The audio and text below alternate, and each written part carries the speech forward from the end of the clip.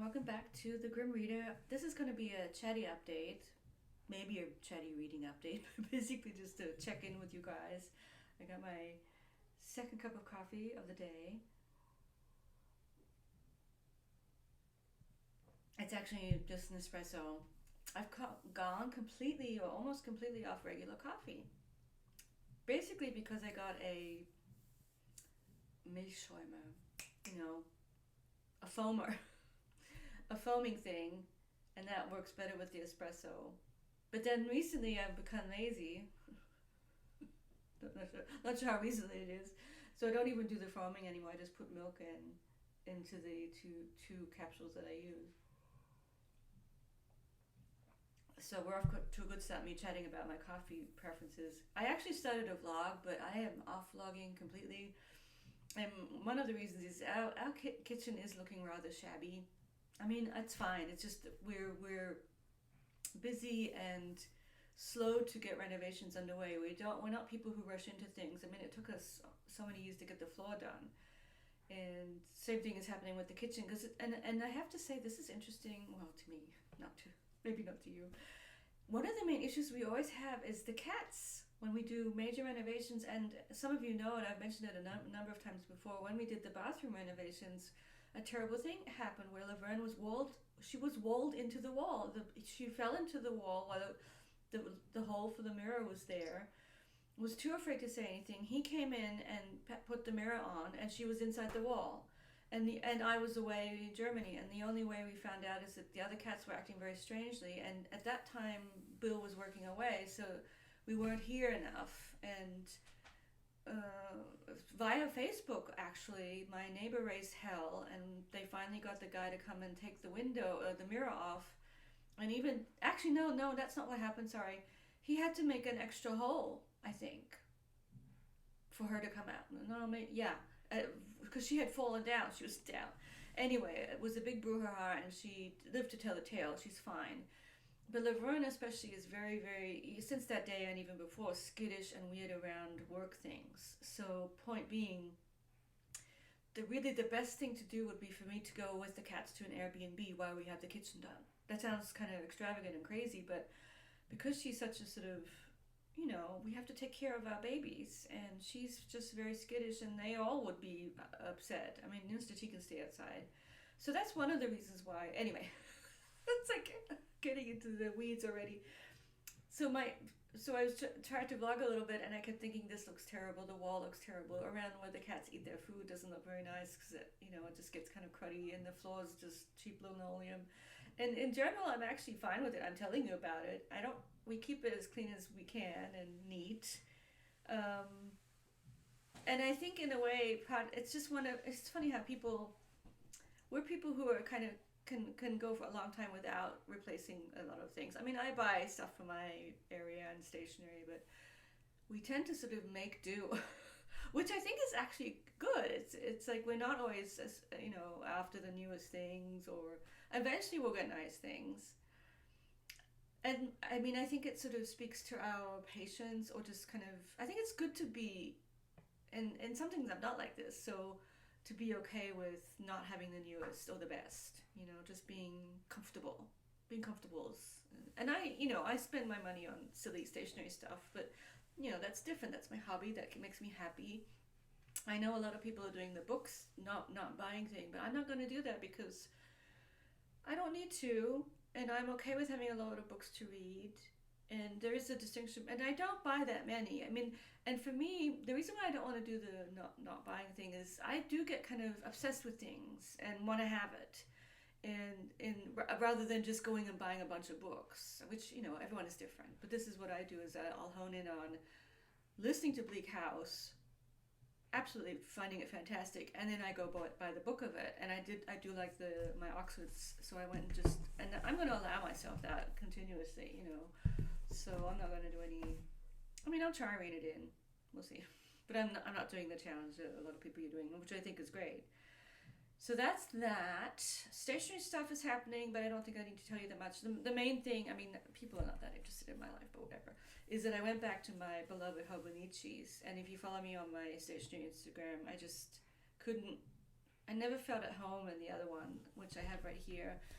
I still think it's very pretty, and I think I want to try and do something with it. But what I'm finding, even with my hobbies, is I don't want to spend too much time on it because I have other things I want to do. I want to read or whatever, and so it was sort of making me just figuring this out was just too much of a challenge, which seems silly, and it's part of just the whole stationary perfectionist thing and wanting the pages to look a certain way. It just wasn't quite working, and so I kind of gave up and went back to my beloved Homedici, which is fine for now. And maybe I will, I'll figure something out, but not right now. This is a weird in-between time where I'm on break for the Thanksgiving, even though I have some grading I still need to do, and then I'll go back for a week. So it's sort of quiet and restful. And then I had a bit of a inflammation issue, which I think in retrospect had to do with not getting enough sleep for sure. And then the other thing is I had actually been a little bit lax with taking the prescriptions that I'm on, and I need to be better about taking the pills that are supposed to help. And then I forgot, and then I'm like, oh, why am I in so much pain? And anyways, any kind of change to the routine can set me off a little bit. So I'm coming on here, even though I haven't really finished anything yet. What I'm trying to do is plow through this trollop a little bit more, and also Bleak House will be done pretty soon, the listening one. But I'm trying to get through my trollop, and which means that the German one is languishing, and I've actually been reading that one earlier than the trollop, but that doesn't matter. It's all fine, and I will continue reading the trollop. I'm on page 384. And I just wanted to show you a book that has been on my I'm currently reading since February, but I actually think I started it even earlier. I'm trying to get it. It's a very big book. So this will be something I talk more about when I do my wrap-ups of the year. My big tome, Miss Mackintosh, My Darling, one of the longest novels ever written in English. And I do have this tendency to want to go after I've been having funny Twitter conversations with people about kind of making fun of the people who read the stuff that Leaf by Leaf talks about, the difficult, often translated, experimental, dense, and there's a whole group of writers that fall into this. There's the Solenoid book that just came out, and then all kinds of other ones. John Fosse, who's someone, and I want to read all these people. I mean, I'm one of these people who loves that stuff. And another American writer that I'm interested in, and I actually did read one of his books that will be in my list, Joseph McElroy is another one. Someone who I haven't read yet, but who's sort of part of this canon. Yeah, it's weird because it's so male and white, I know. I am aware.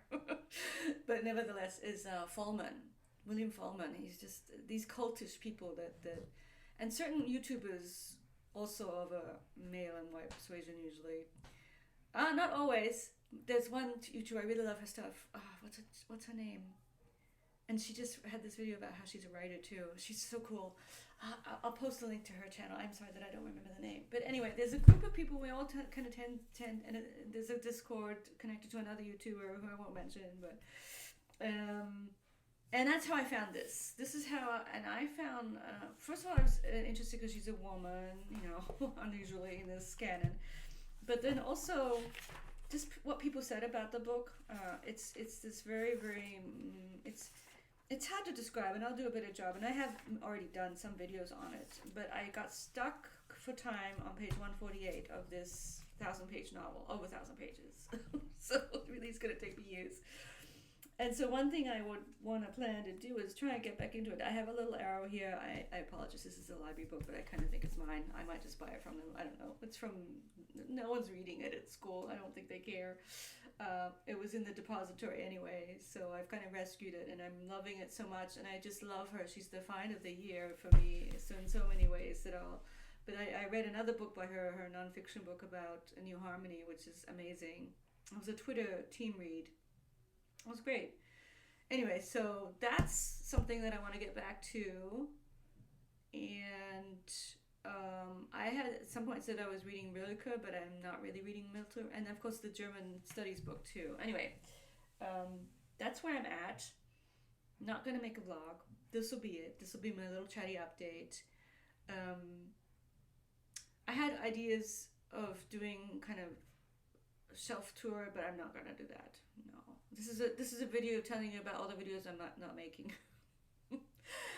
I'm gonna start right now. This is my Thanksgiving hi check-in. Hope you're all doing well.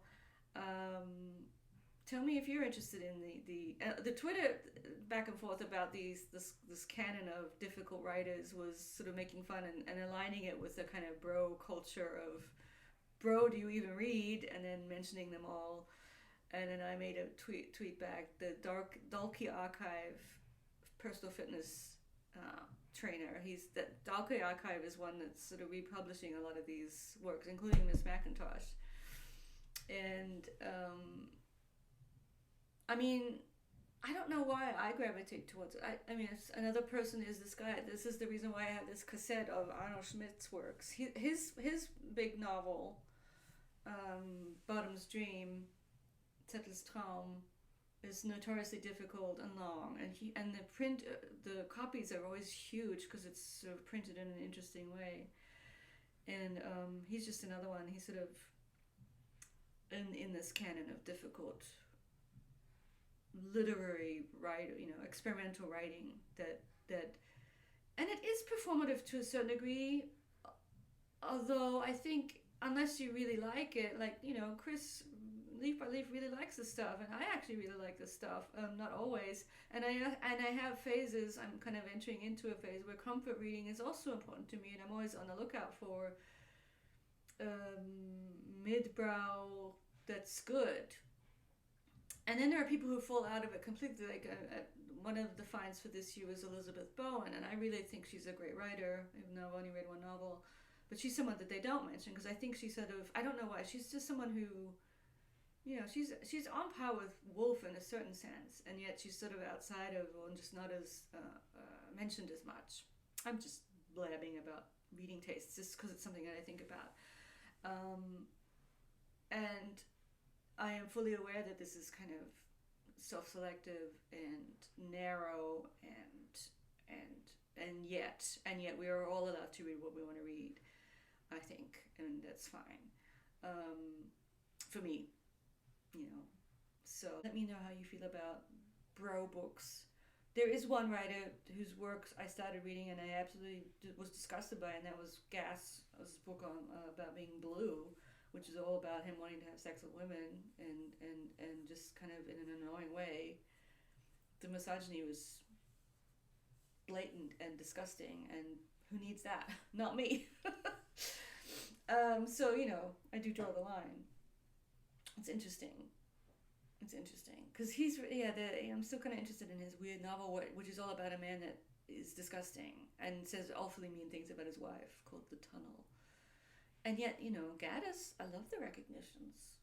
I have this theory that it's Dickensian. Reading Bleak House is reminding me of Gaddis. But that's just me. I mean, we all do that. Anyway, 13 minutes of me blabbing. Will it be posted? Probably. And let me know. And also, if you're in America, happy Thanksgiving. I just think it's so funny how just this random Thursday, more or less, and for, colonizing reasons or whatever, the history of Thanksgiving is kind of fake.